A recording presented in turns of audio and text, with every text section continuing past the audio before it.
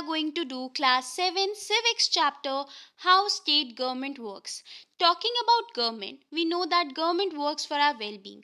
Government हमारी भलाई के लिए काम करती है, starting from taking decisions to making laws to looking into matters and issues which people are facing and also overall protecting the citizens of the country. ये सभी काम जो हैं वो गवर्नमेंट के होते हैं. In our country India there are three levels of government. Government जो है वो थ्री लेवल्स पर है, which are local government, state government and national government.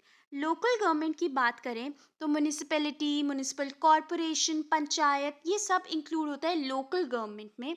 Then state government की बात करें तो वो इस चैप्टर में हम कवर करेंगे इन डिटेल कि कैसे स्टेट गवर्नमेंट फॉर्म होती है, कैसे वर्क करती है, क्या फंक्शंस होते हैं. So let's first see what topics we are going to cover in this chapter. Introduction. First हम एक ब्रीफ इंट्रोडक्शन देखेंगे. Then we will understand who is an MLA, MLA कौन होता है, एक स्टेट के अंदर गवर्नमेंट कैसे फॉर्म होती है, how is government formed in a state. Then to understand all these topics in clarity, इन सब चीज़ों को अच्छे से समझने के लिए we will look into a case study of Himachal Pradesh. After that, we will understand coalition government, ministry, working of legislature, state legislature and executive, and lastly working of the government. So let's start. Introduction. India के अंदर total 28 states हैं और 8 union territory है और हर एक state के अंदर एक लेजिस्लेटिव असेंबली है जिसको हम हिंदी में विधान सभा कहते हैं. India has 28 states and 8 union territories and each state has a legislative assembly. अब लेजिस्लेटिव असेंबली होता क्या है? Legislative assembly is a group of elected representatives who make laws for a state. So we cast vote, हम vote करते हैं और elect करते हैं अपने रिप्रेजेंटेटिव को और इन्हीं सारे रिप्रेजेंटेटिव्स का ग्रुप जो कि हमारे स्टेट के लिए लॉज बनाते हैं, इस ग्रुप को हम कहते हैं legislative assembly. So a legislative assembly is a group of elected representative. ये ग्रुप होता है इलेक्टिव रिप्रेजेंटेटिव्स का जो स्टेट के लॉज बनाते हैं. अब मैंने बोला था कि इंडिया के अंदर 28 स्टेट्स हैं और 8 यूनियन टेरिटरीज हैं. Out of those 8 union territories, 3 union territories के अंदर लेजिस्लेटिव असेंबली है और वो 3 यूनियन टेरिटरीज हैं दिल्ली, पुडुचेरी एंड जम्मू एंड कश्मीर. हर एक स्टेट, इंडिया के अंदर 28 स्टेट है और हर एक स्टेट जो है वो डिवाइड हो रखा है डिफरेंट टेरिटोरियल यूनिट्स में. उनको हम कॉन्स्टिट्यूएंसी भी कहते हैं. ये एक स्टेट है और स्टेट को फर्दर डिवाइड कर रखा है अलग अलग कॉन्स्टिट्यूएंसीज में. बहुत सारे पार्ट्स बना रखे हैं जिसके अंदर डिवाइडेड होता है एक स्टेट, जिसको हम क्या कहते हैं? कॉन्स्टिट्यूएंसी कहते हैं. Now let's understand who is a MLA. MLA की फुल फॉर्म होती है member of legislative assembly. So from each constituency the people elect one representative who then becomes a member of the legislative assembly.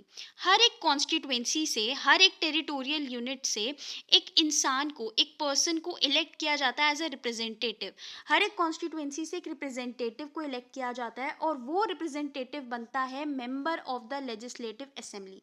आपने notice किया होगा कि elections में ये जो एमएलए आते हैं, स्टैंड करते हैं इलेक्शंस में, ये अलग अलग पार्टीज़ के होते हैं in the name of different parties. तो अलग अलग एमएलए बिलोंग करते हैं to different political parties. You have notice that people stand for election in the name of different parties. For example, कोई एमएलए आम आदमी पार्टी का है, कोई एमएलए भारतीय जनता पार्टी का है, कोई इंडियन नेशनल कांग्रेस का है. तो जो एमएलएज होते हैं वो अलग अलग पार्टीज़ के होते हैं. Now next topic is how is government formed in a state. एक स्टेट के अंदर गवर्नमेंट फॉर्म कैसे होती है? आपको पता है कि अलग अलग पार्टीज़ हैं हमारी कंट्रीज़ में, ठीक है. तो अलग अलग एमएलएज जो होते हैं अलग अलग पार्टी से बिलोंग करते हैं, जो इलेक्टेड एमएलएज होते हैं. If more than half of the elected MLAs belong to a single party, अगर जो MLAs हैं वो more than half MLAs एक ही पार्टी से बिलोंग करते हैं तो वो पार्टी कही जाती है कि वो पार्टी मेजॉरिटी में है. और उस मेजॉरिटी पार्टी के लीडर को गवर्नर अपॉइंट करते हैं as a chief minister. And then वो चीफ मिनिस्टर एक लिस्ट बनाता है काउंसिल ऑफ मिनिस्टर्स की और उसको गवर्नर को दे देते हैं। और फिर वो लिस्ट जो है उसमें से जो काउंसिल ऑफ मिनिस्टर्स होते हैं उनको गवर्नर अपॉइंट कर देते हैं। सो मेजॉरिटी पार्टी की तो हमने बात कर ली, लेकिन उसके अलावा जो एमएलएज होते हैं जो मेजॉरिटी पार्टी के नहीं होते, वो फॉर्म करते हैं अपनी गवर्नमेंट, जिसको हम बोलते हैं ऑपोजिशन पार्टीज। जैसे इसको थोड़ा और अच्छे से समझने के लिए let's see the case study of Himachal Pradesh. अब आप मैप देख सकते हो यहाँ पे हिमाचल प्रदेश के स्टेट का। अब मैंने बताया था कि हर एक स्टेट जो होता है वो डिवाइड होता है टेरिटोरियल यूनिट्स, जिनको हम कॉन्स्टिट्यूएंसीज कहते हैं। तो इस मैप में आप नंबरिंग देख सकते हो। सो ये है कॉन्स्टिट्यूएंसीज हिमाचल प्रदेश की। तो हिमाचल प्रदेश जो है वो डिवाइड है 68 असेंबली कॉन्स्टिट्यूएंसीज में, और हर एक कॉन्स्टिट्यूएंसी से एक एमएलए इलेक्ट किया जाता है। तो ये बात है 2017 की। टोटल 68 एमएलएज में से अगर हमें मेजॉरिटी पार्टी बनानी है तो मोर देन हाफ हमारे पास होने चाहिए एमएलएज एक पार्टी से, मतलब 34 से ज़्यादा होने चाहिए अगर हमें मेजॉरिटी गेन करनी है।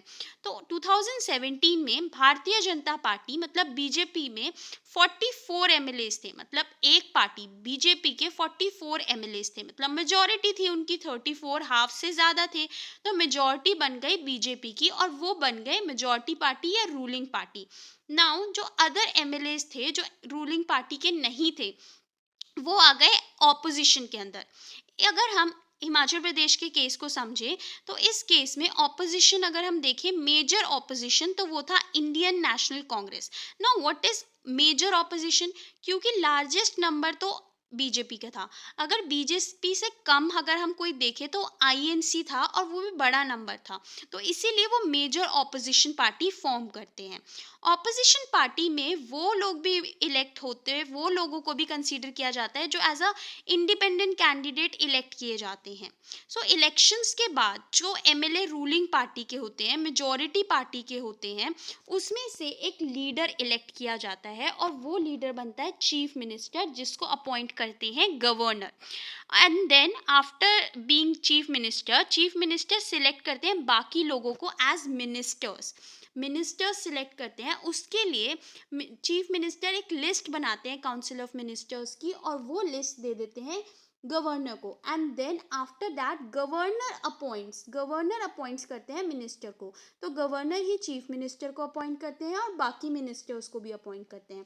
तो हमने समझा कि कैसे पूरा स्टेट गवर्नमेंट वर्क करता है, कि अलग अलग कॉन्स्टिट्यूएंसीज होती हैं, उन कॉन्स्टिट्यूएंसीज में से एमएलए इलेक्ट किए जाते हैं। आउट ऑफ दोज एमएलए जो सबसे ज़्यादा मेजॉरिटी पार्टी से एमएलए होते हैं उनकी गवर्नमेंट बन जाती है, दे आर मेजॉरिटी। एंड जो बाकी एमएलए दूसरी पार्टीज के होते हैं वो ऑपोजिशन बना लेते हैं अपनी। नाउ ऐसा भी तो केस हो सकता है ना कि कोई भी पार्टी मेजोरिटी में ना आए, किसी के भी मोर देन हाफ वोट्स ना आए, एक पार्टी से बिलोंग ना करे मोर देन हाफ। सो उस केस में क्या होता है, उस केस में फॉर्म होती है coalition government. Now what is coalition government?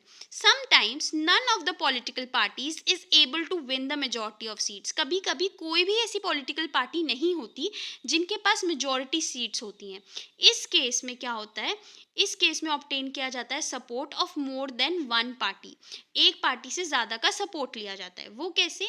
इस केस में क्या होता है, पार्टीज खुद को कंबाइन कर लेती हैं ताकि वो मेजॉरिटी बन सके।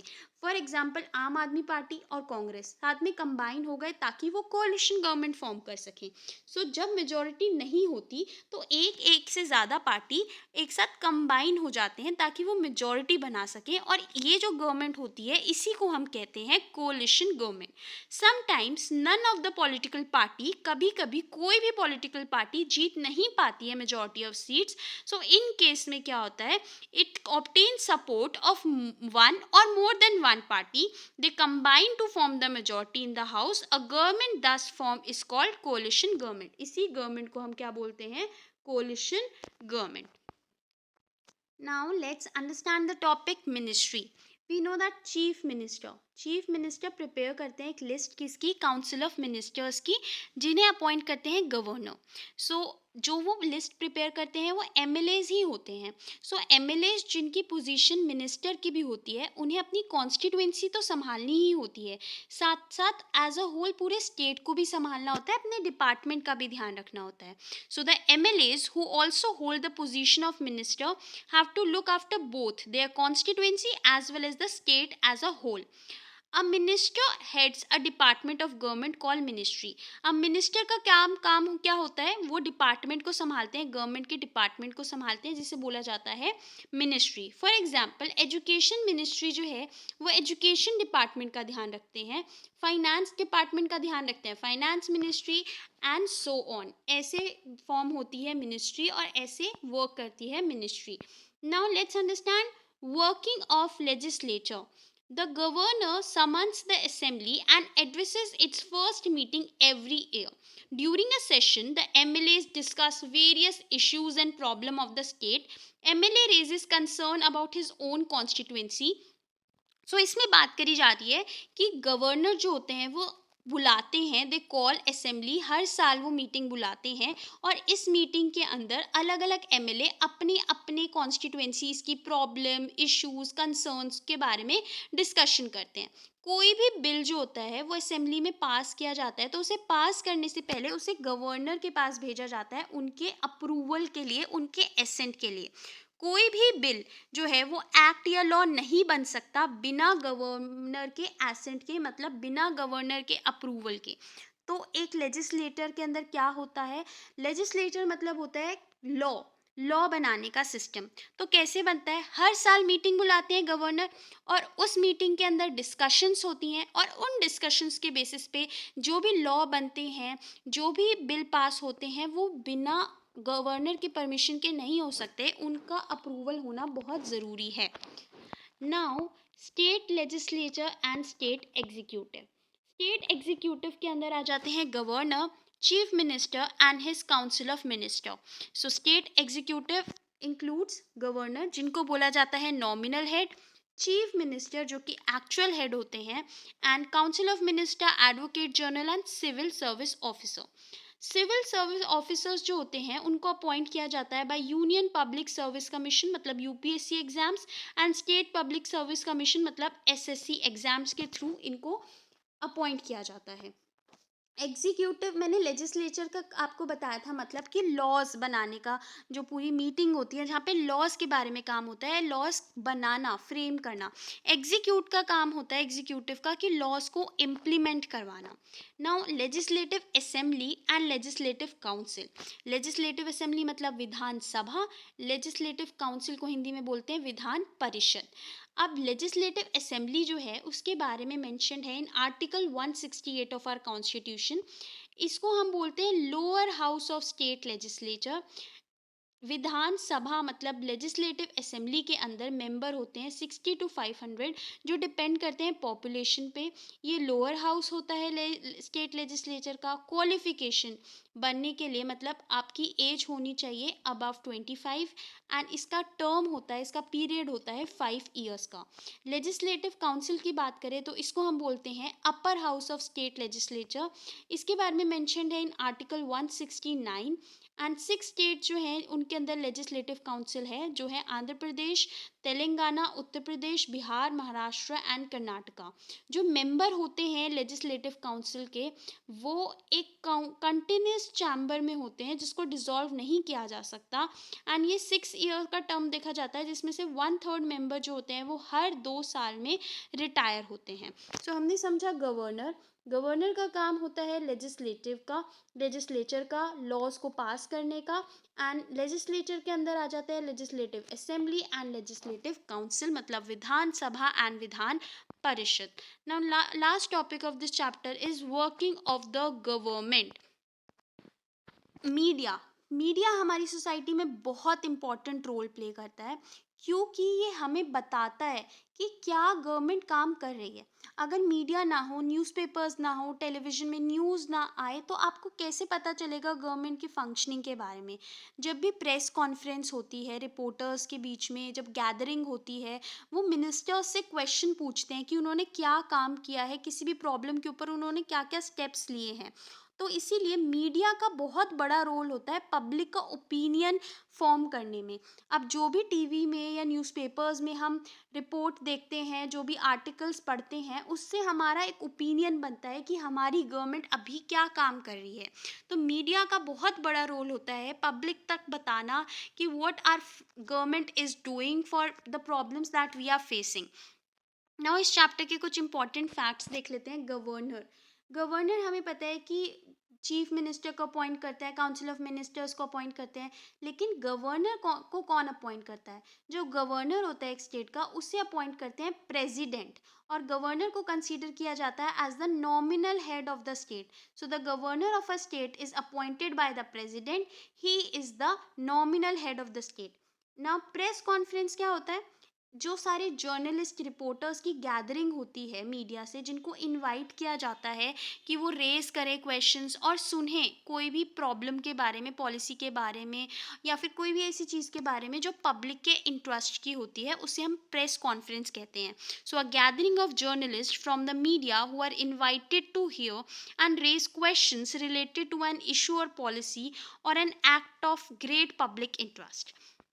नाउ लास्टली एक बार पूरा रिकैप ले लेते हैं चैप्टर का। So we understood that governor is the head of the state and governor is appointed by president. President appoint करता है गवर्नर को। अगर स्टेट गवर्नमेंट की बात करें तो गवर्नर का इंपॉर्टेंट रोल होता है। लेजिस्लेचर के अंदर आ जाते हैं legislative assembly and legislative council, मतलब विधानसभा and Vidhan Parishad. Then state government की बात करें तो चीफ मिनिस्टर जो होता है वो लीडर होता है मेजॉरिटी पार्टी का। And chief minister is answerable to public. अगर स्टेट के अंदर कोई भी इशू आता है तो चीफ मिनिस्टर जो होता है वो आंसरेबल होता है। काउंसिल ऑफ मिनिस्टर्स की लिस्ट प्रिपेयर करते हैं गवर्नर। काउंसिल ऑफ मिनिस्टर्स के अंदर आ जाते हैं अलग अलग डिपार्टमेंट के इंचार्ज मिनिस्टर्स जो आंसरेबल होते हैं to chief minister. I hope you understand this chapter. If you like this video, do give it a thumbs up. Subscribe to my channel for more such videos. Thank you for watching.